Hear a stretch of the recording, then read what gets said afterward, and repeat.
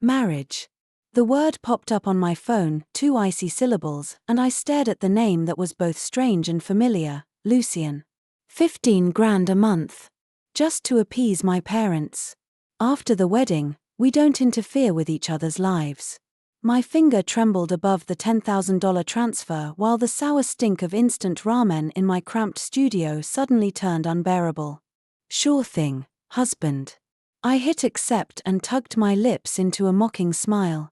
Only when he had me pinned against the red brick wall of the city marriage bureau did I realize this bargain hid a 20-year-old secret. Zoe, he growled against my earlobe, do you seriously not remember promising to marry me when we were 6?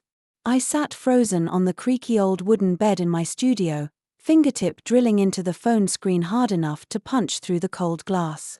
On the display, the balance column glared back in scarlet, 250.41. 250. How freaking poetic. Quitting my job had felt glorious at the time, now I was standing in my own crematorium.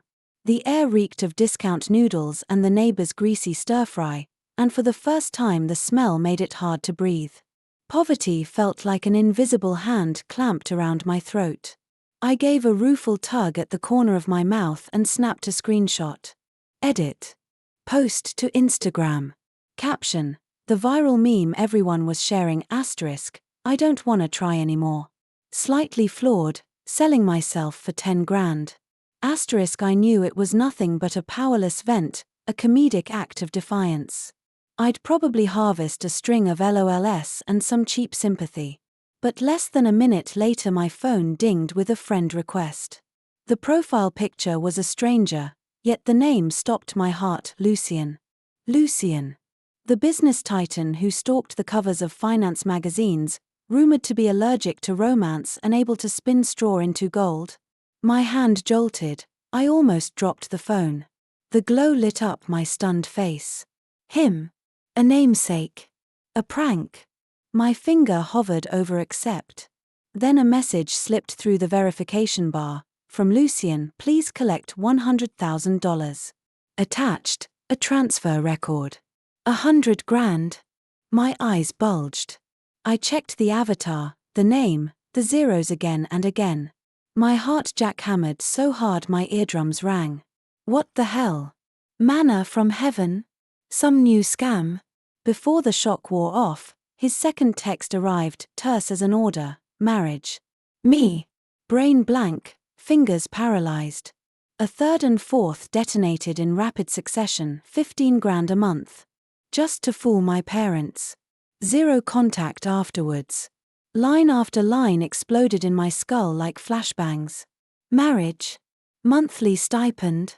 A contract marriage? Wasn't this the exact plot of those trashy novels Ice Prince CEO buys bankrupt heroine, paper marriage, love later? The temptation was colossal, big enough to smother dignity and reason for the moment. The humiliation of being broke surged again. Rent, utilities, next month's noodle fund. Reality pressed down like a block of concrete. I sucked in a lungful of the stale apartment air. Suddenly it tasted faintly, sweetly, of money. Whatever. Trap or treat, fill the stomach first. I shook like a leaf as I tapped accept friend, then slammed confirm on the $100,000 transfer. The transaction chime, usually so cold, sounded like heaven's bells. Watching the balance skyrocket, I felt I'd sold something, maybe my soul, maybe my pride. Yet an exhausted sense of safety wrapped around me. I fired back a message, a sly, resigned grin stretching my lips. Sure thing, husband. It was all theater anyway. I, Zoe, was no fragile white lotus. Lucien answered instantly, Then, time and address, 2 p.m. sharp, City Marriage Bureau. Bring birth certificate ID and driver's license. Terrifying efficiency. That afternoon, clutching my birth certificate ID, I stood outside the bureau while a stealth black sedan glided to the curb. The window slid down, revealing Lucien's perfect, ice-carved profile. The whole process felt like a dream. Photo, form, signature, stamp. The clerk's curious gaze suggested we were an odd match. I kept my composure until the brand-new, blazing red marriage certificate landed in my hands and my heart skipped. Light yet heavy. A lifetime meal ticket and an invisible leash. I sneaked a glance at the man beside me. Tall, immaculate black suit, aloof elegance. Not a flicker of emotion, might as well have been closing a merger. No clue why he'd picked me. That meme.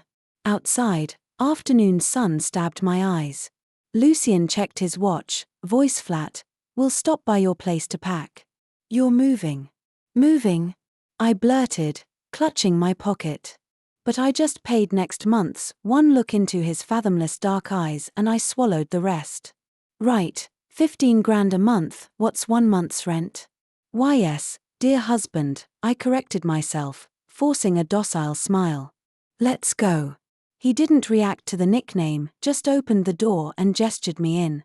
Crushed into buttery leather seats, cedarwood scent curling around me, I watched the city streak past. Unreality smothered everything. Hours ago I'd been a jobless kid scraping for rent. Hours later I was sterling, billionaire's wife. Life, crazier than a roller coaster. The car purred along. Lucien stared ahead, profile sharp. Suddenly he spoke, still frostbitten. "I'll email you the contract. Read it. Remember your role, don't improvise." The Maybach halted before a villa that screamed money. I followed him out and craned my neck at the modern glass and steel palace. Single thought, being rich must feel amazing. "Your room, first door left upstairs. Explore." He delivered the line with zero warmth and strode off, leaving a distant, erect back. Dragging my tiny suitcase, I pushed the massive door. Whoa! Couldn't help it, total small-town awe. Minimalist grandeur filled my vision. Sweeping lawns beyond floor-to-ceiling glass, a living room you could jog in, furniture quietly announcing its price tag. Cold cedar air mingled with something that said home, sterilized to perfection. A smart home panel glowed soft blue, sci-fi chic. My cramped, clutter-coffin studio felt like another galaxy. I tiptoed, excited yet on guard. All this perfection felt like a gilded trap. Lucien ignored my rubbernecking, lifted a briefcase from the sofa. "I'm flying out tonight, back in a week. Need anything, text Perez." Her number's on the hallway board. He left without looking back. The click of the door sealed off the world and handed me this vast, gorgeous freezer. I blanked for 3 seconds, then joy geezered. Gone a whole week. Me, alone, in a billionaire mansion for 7 days. No iceberg breathing down my neck. My Trash Panda honeymoon launched instantaneously. The next 7 days were pure paradise. I slept till the sun carpeted my room in gold. First move, order every breakfast I'd once drooled over on Instagram without checking prices. Perez arrived 10 to noon to clean. Otherwise, silence and me. I binge-watched on the marshmallow sofa, gamed on my laptop, and feeling invincible, tried cooking in a kitchen bigger than my old apartment. Nights I voice-chatted Maya, dishing only that I'd landed a room board included, zero-stress gig. She whined that I'd stolen all the luck. I cackled, smug as hell. 15 grand a month, practically free money. I even caught myself thinking that if Lucien stayed away for a year or two I could still live happily as a pampered rich wife left on the shelf. That afternoon I was scrolling Instagram when the trending meme about Wang Baochuan digging wild greens popped up, basically roasting love-addicted girls for waiting forever on some guy. I snorted, hit repost, and captioned it, "Wake up, sisters, romance smells good, but money smells better." Barely a minute later the profile pic that never budged gave me a red heart. Lucien. I stared at the little heart, stunned. Since we'd picked up our marriage certificate, this was our first interaction that wasn't a wire or a travel update. So he's another stone-cold workaholic who thinks love is a waste of billable hours. Good. Our marriage really is just a clean transaction. He gets a wife to flash at his family, I get cash. Perfect. I felt total confidence in our no-interference future. My blissful slacker life died on the 7th evening, murdered by the click of a lock. I was in an oversized t-shirt, cross-legged on the rug, junk food and game controller in reach, half a potato chip sticking out of my mouth while I slaughtered some digital boss. A noise came from the entry. I figured Perez had forgotten something. Perez, the word snapped off. A tall silhouette filled the doorway. Lucien was home. Dark grey suit, black trench, the faintest dusting of travel fatigue on his shoulders. His gaze swept over the wreckage that was me, and his brows twitched 1 micrometer. The potato chip fell from my mouth and hit the carpet with a soft plop. You said a week, I stammered, scrambling up, trying to flatten my wrinkled tee and tame my bird nest hair. Finished early. He toed off his shoes, voice flat, and headed for the stairs. Carry on. I watched his back disappear around the landing. My stomach gave a little lurch. The air of freedom thinned and turned heavy. One extra person, one massive presence, tilted the whole house off its axis. What baffled me more, he wasn't following the live and let live clause. No new trips, no separate apartment, he came home every night, holing up in the study. We shared a roof like 2 parallel train tracks. Especially in the bedroom. The king-size bed might as well have a demilitarized zone down the middle, you could gallop a horse through it. He slips in long after I've fake slept, ghosts in and out without a sound. By the time I wake he's gone. Except for random kitchen run-ins or water breaks, we're at zero communication. Still chilly, but never rude. The weird cohabitation niggled at me. Add the media whispers calling him romantically allergic, even asexual, plus the way he ignores his legal wife. A scandalous theory hatched. Lucien is, hello, gay. Boom, instant logic. He married me to fool his parents, nothing more. Zero interest equals zero threat. No wonder he can room with me and stay zen. Relief flushed out the last of my nerves. So we're basically sisters. Why worry? Guard lowered, I started plotting how to use the giant kitchen, revive my dormant food vlog channel, maybe rake inside cash. Next morning I wrote a grocery list long as my arm and drove to the upscale import market. Never imagined I'd run into the one person I hated most. Gu Josie? The voice behind me was slimy with surprise and contempt. I froze, no need to turn. Chase, my ex. The guy who called me delusional when I quit my job, then cheated with the new intern and blamed my unrealistic expectations. I inhaled, spun, and flashed a fake smile. Fancy seeing you. His eyes raked over the obviously pricey yet simplest dress I'd salvaged from Lucien's walk-in. Well, found yourself a sugar daddy? No wonder you quit, landed a full-time meal ticket, huh? Nasty enough that heads turned. I darkened. We're done, Chase. My life isn't your business. Not my business. He sneered, stepped closer, tried to grab my wrist. Gu Josie, don't be stupid. Rich guys play with you, then dump you. Come home with me, we let go. I jerked free. You're disgusting. He kept at it, loud, shameless. I was 2 seconds from a screaming match when a voice cut through ice over steel. Zoe. I whipped my head up. Lucien stood 10 paces away, black suit knife sharp, afternoon sun sketching the hard line of his jaw. His stare pinned the hand Chase had curled around my arm. The air felt suddenly thin. Without looking at Chase, he spoke to me, calm but carrying absolute command. Come here. I bolted, almost ripping free of Chase's grip, and ducked to Lucien's side. The cedarwood scent I'd come to associate with safety washed over me. The nausea Chase stirred vanished. I all but dove behind him. Chase's oily gaze kept slithering after me, but under Lucien's arctic look it snapped back as if burned. Who the hell are you? Chase blustered, voice cracking. Lucien didn't waste a glance. He dipped his head, checked I was intact, then leveled that blade-cold stare at Chase and said, each word frostbitten, I'm her husband. Whose? Chase's laugh died, face drained chalk-white. Impossible. Gu Josie, you scram. Lucien didn't even raise his voice. The single syllable cracked like a whip. Chase's mouth opened, closed, colors flashing neon across his cheeks, before he slunk off like a rat that just met an exterminator. Watching him flee was almost as satisfying as deleting his number. The small crowd dispersed. Lucien didn't speak. He simply turned toward the parking lot. I trotted after him and slid into the cavernous passenger seat of the Maybach. The AC blew Arctic, tension thick enough to spread on toast. I sneaked a look, profile carved from granite, eyes fixed on the road. I cleared my throat.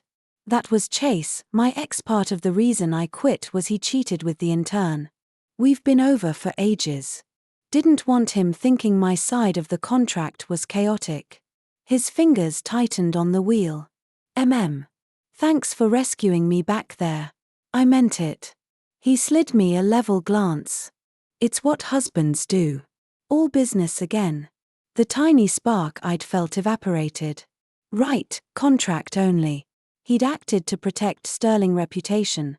Plus, you always defend your sister when trash appears. Yep, that explained everything. Back at the Clifftop mansion I decided, food vlog career, relaunch. Idle hands, devil's toys, kitchen this size, gear this good, waste not. I started testing recipes, filming every step. At first it was pure content, but Lucien came home punctually every night, buried himself in the study until God knows when, and don't ask why I began plating an extra serve. Call it protection rent and bed and breakfast fees. Turns out Lucien eats anything I cook and cleans the plate, honestly looks licked shiny. My tiny ego swelled like a brioche. President Sterling, how was the braised pork belly? I asked, stacking dishes, pretending casual. He set his tablet aside, dabbed his mouth. Not bad. His tone had been flat, but the empty plate in front of him was the best review he could give. Besides cooking, I'd gotten addicted to online poker. One afternoon I was playing on the tablet in the living room, groaning after I'd lost every last chip. Lucien came out of the study for water and glanced at the screen. That bad? He asked, a faint note of disdain in his voice. If you're so good, you try. My competitive streak flared. He actually took the tablet. Those long fingers flew across the screen. In minutes he'd won back everything I'd lost and multiplied it several times over. I stared, slack-jawed. This man had two faces. He handed the tablet back, the corner of his mouth twitching upward. When you're broke, call me. Watching him climb the stairs, I marveled. This guy, hot, rich, and a card shark too, was a walking resume of perfection. A few days later, an unexpected call shattered the calm. It was Aunt. Jojo, what have you been up to? You never phone home. Her voice brimmed with warmth and worry. My stomach lurched. And nothing much. Just, new job, first week scramble. Thank heavens you found work. She exhaled, then pivoted. Remember that blind date I mentioned, Auntie? I cut in. I already have a boyfriend. To stop the matchmaking avalanche, I dragged Lucien out as my shield. A beat of silence, then a squeal blasted through the speaker. Really? Jojo, when? Why didn't you tell us? What does he do? Is he good to you? The questions pummeled me like hail. I answered weakly, He's great, treats me well. Bring him home this weekend, she decreed. Your uncle and I want to meet him. That's, we just started, nonsense. The sooner we see him, the better. Done. Weekend it is. She hung up before I could protest. I clutched the phone, near tears. I'd played myself. Where was I supposed to conjure a boyfriend? The only candidate was Lucien. But asking him to meet my folks? That smacked of overtime, nowhere in our contract. I paced the living room until after midnight. When Lucien finally left the study, I blurted, Lucien. He paused on the stairs, eyes questioning. Under the soft light his silhouette looked gentler, though his gaze remained bottomless. I sucked in air and spilled everything Aunt's demand, the fake boyfriend plea voice shrinking to a mosquito's buzz. So could you, maybe, pretend to be my boyfriend for one trip home? Head down, I twisted my shirt hem, bracing for refusal. He said nothing for so long I thought he'd walk away. Fine. My head snapped up. Why, you'll do it? He nodded, calm as ever. Meeting the parents is part of a contract husband's job. He added, no extra charge this time. I froze. He'd agreed, volunteered, even, and refused payment. My suspicion solidified. This marriage was purely a performance for his family. The man was devoted to the role. Just, my hometown's tiny and rustic, I warned. My parents died young, uncle and aunt raised me. They're all I've got. I rattled off the humble facts so he couldn't feign shock later. Lucien listened without expression, though something in his eyes softened. He stepped closer and brushed my head with his palm, warm, steady, reassuring. Got it, he said. Sleep early. Watching him disappear upstairs, my chest felt warm and achy at once.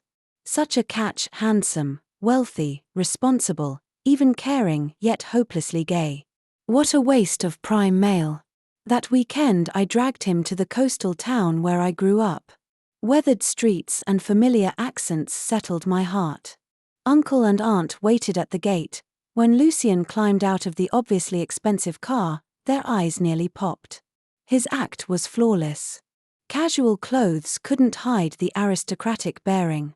He carried armloads of gifts, greeted uncle and aunt with modest courtesy, zero big city arrogance. Uncle, aunt, I'm Lucien, Zoe's boyfriend, he said, warm yet respectful. They beamed, pumping his hand, firing questions non-stop. At lunch he didn't flinch at the rustic yard or simple dishes. He poured uncle's wine and praised aunt's braised pork belly, scarfing down thirds. Seeing the three of them chatter like family twisted my stomach, glad they approved, yet gutted by the absurdity. This perfect son-in-law was gay, acting for relatives he'd never met. Every family hides ugly pages. Aunt cornered me, glowing. Jojo, bullseye. Xiao Sterling's handsome, sweet, crazy about you, we can die easy. I nodded weakly, thinking, you're all blinded by his Oscar act. My conviction that he was gay deepened. I began scripting a tragic backstory, lost childhood love, tyrannical parents, why else martyr himself? Watching him split logs, shirt soaked and muscles defined, I sighed, shame such scenery is off limits. Back in Harbor City, Lucien reverted to Ice King mode, as if the gentle fake fiancé had never existed. Fine, clear lines suited our paper marriage. One noon I curled on the bay window seat, video-chatting Maya. The weekend had been too spectacular not to dissect. Girl, you should have seen it, performance of the century. Had uncle and aunt wrapped around his finger, uncle this, aunt that, sweeter than their own kid, I whispered, shooting a glance toward the study. How does a gay guy nail perfect son so easily? Plus his ripped. When he swung that axe, sweat sliding down his neck, I clutched my heart dramatically. Bet his family twisted his arm into this contract. Too gorgeous to stay single, yet barred from real love, tragic. I mugged at the screen, oozing sympathy for my premium gay hubby, imagining star-crossed childhood sweethearts torn apart by tradition. A soft thud cut me off. I jumped, spinning around. The door had inched open. Lucien stood half inside, something, maybe a book, at his feet. Backlit, his face was unreadable, yet the air froze solid. Brain screaming, I stabbed end call. How long had he loitered? How much had he caught? I sat frozen as he bent, retrieved the book, and advanced. Tick, tick. His shoes drummed across hardwood, each step a hammer on my ribs. He halted before me, face like storm clouds, eyes swirling with fury I'd never witnessed. I croaked, tongue-tied. When did you get back? Silence. Those blade-sharp eyes sliced, flaying me alive. Crap, he'd heard everything. I flailed in panic. Look, Lucien, don't take it wrong. I was just babbling with a friend. Zero judgment. I totally respect your life choices, swear.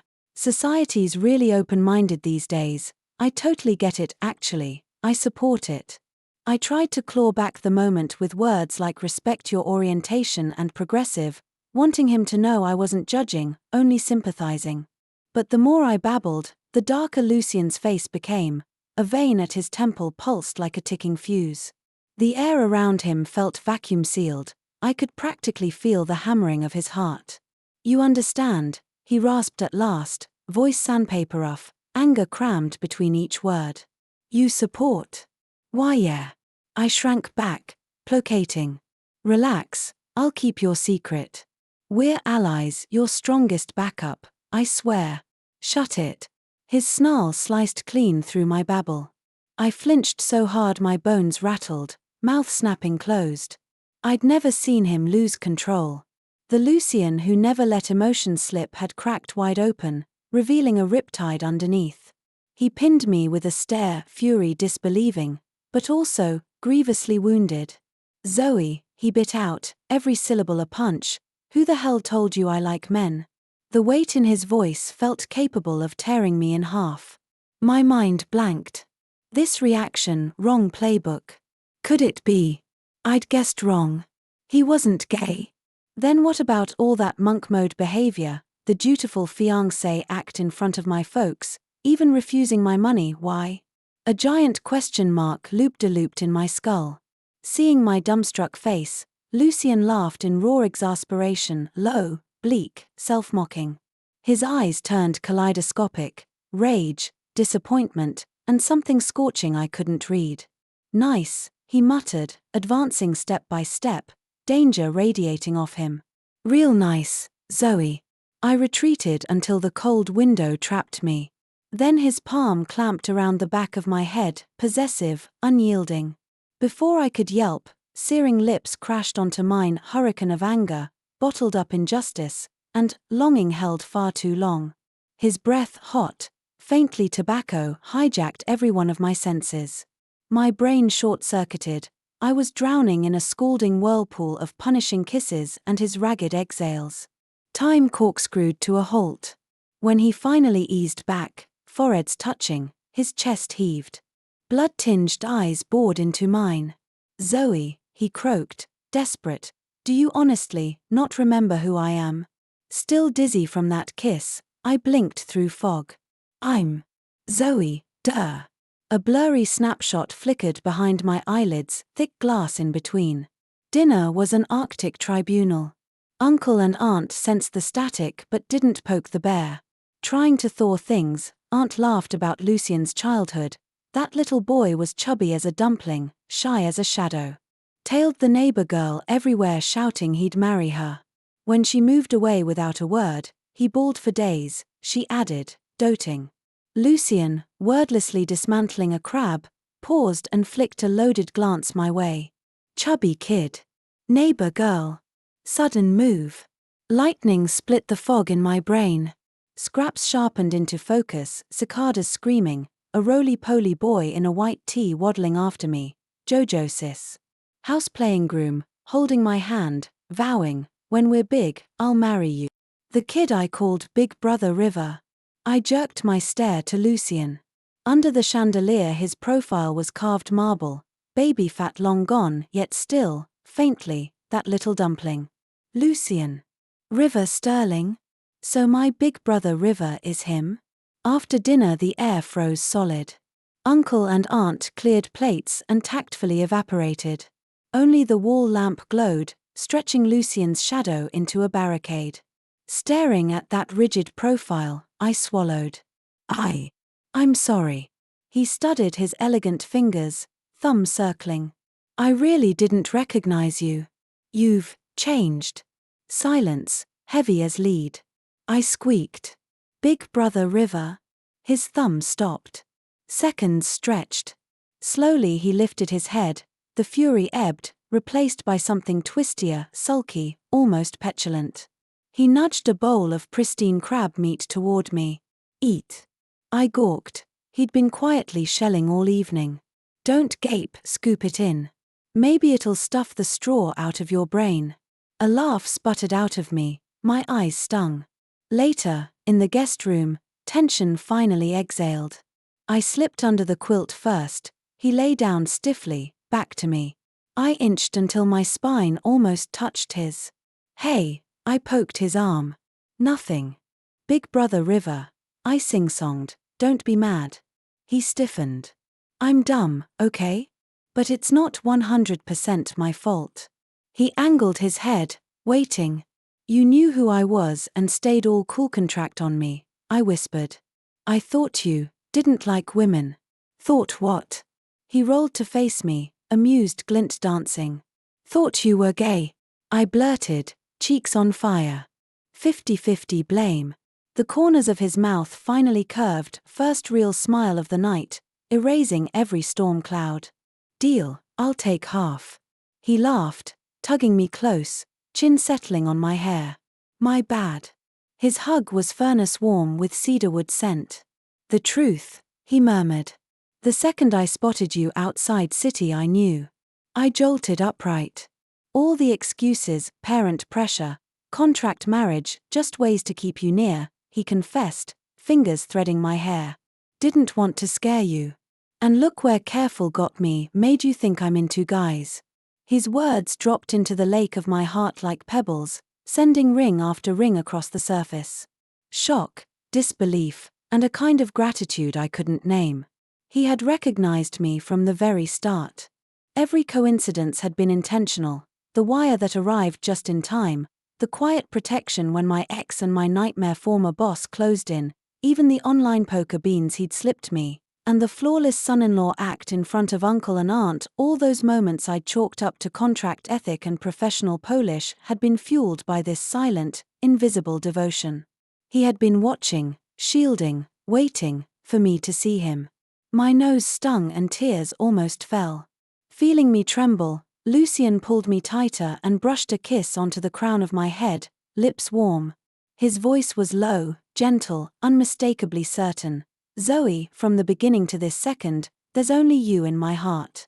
In that instant every grievance, every fear, dissolved. A peace I'd never known rolled over me like warm surf. I pressed my face into his chest and mumbled, Then I tilted up, meeting his eyes, and said, Lucien. I think I, kind of like you too. Light burst across his gaze, brighter than the stars outside. That night we opened the floodgates. He told me how he'd cried when I'd vanished without a goodbye, how he'd searched year after year and never found a trace until the day I'd stepped out of the city marriage bureau. I told him about the accident that stole my parents, about growing up under uncle and aunt's roof, every rough patch I'd smoothed alone.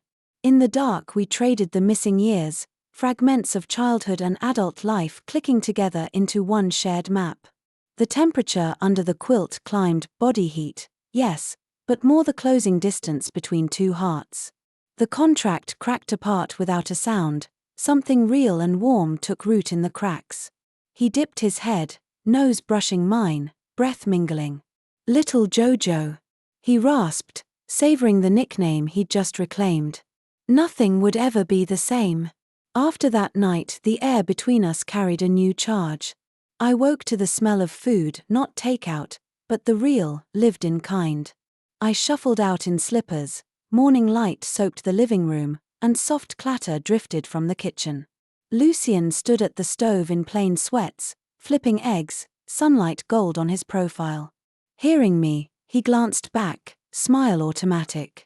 You're up. Go wash, breakfast's almost ready. The table held hot milk, Sunnyside UPS, buttered toast, a little bowl of fruit salad. Simple, and the kind of warmth I hadn't tasted in years.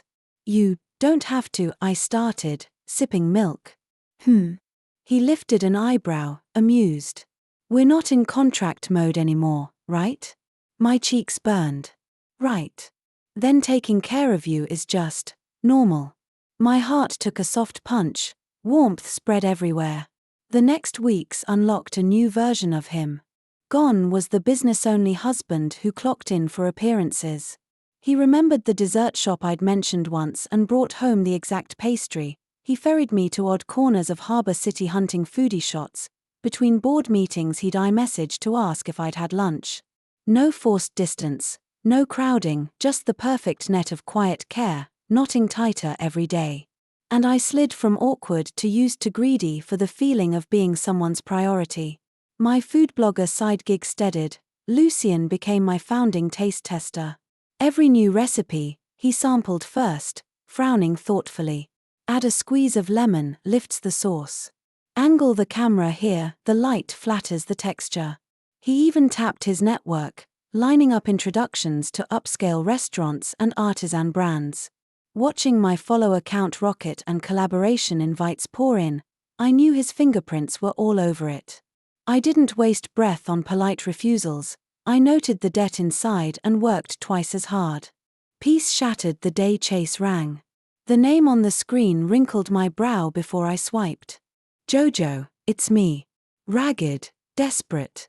Please, could you talk to Sterling for me? I know I screwed up, really know it. I moved to the window, watching traffic crawl below, voice iced. Why would I? For what we had, for old times, you burned those when you and your intern played me, I cut in. Now your startup's ash and you're broke, you remember me? Silence, then a cracked sob. I'm drowning, project's dead, debts everywhere, just once, please. Chase, I said, steadier than I felt, you built that hole. I won't jump in with you. I hung up and blocked the number. Days later my ex-boss tried to WhatsApp me with groveling emojis. I hit decline. Their fate was self-inflicted, and I blessed the day I'd walked away clean. On Saturday Lucien drove me to uncle and aunt's. Aunt's smile never quit, she kept my hand in hers while sneaking approving peeks at Lucien. Sit, Xiao Sterling, our girl hasn't been trouble, has she? Not an ounce, Lucien answered, accepting orange slices. She looks out for me. Even uncle relaxed, trading harbor small talk with him over tea. At lunch aunt piled braised pork belly onto Lucien's plate, clucking about his workload. Watching them, I felt a corner of loss I hadn't known was hollow fill and smooth over. Orphans first, uncle and aunt had given me home, now Lucien layered another roof of belonging on top. I glanced sideways, his eyes met mine, steady and calming. Need and love rooted deeper in me every quiet day that followed. A weekday scroll tossed me a Business Channel clip, Lucien being interviewed. Sterling, you've hit unicorn status so young, any secret? And a peek into your family life. In his tailored navy suit he offered a rare, soft smile. No secret, just lucky. As for family. He paused. My wife is why I work this hard, and the reason I can. With her, I'm grounded. No fireworks, just fact, but the words detonated inside me all the same. Eyes stinging, I realized this was what being someone's sure choice felt like. That night I nestled on the sofa, bringing up the clip as if casually. Lucien, hair damp from the shower, sat and folded me in. Saw it. I burrowed into his clean, warm tea. He chuckled, chest vibrating. Every word was true. We stayed entwined, syllables unnecessary. The original cold contract was long overgrown by vines of love, thick with new, gentle life. Thanks for listening to today's story. Out of 10, what would you rate it? If you liked the episode, tap like and share it with friends. We can't wait to read your comments, so don't be shy. And remember to subscribe so you won't miss the next story. See you next time.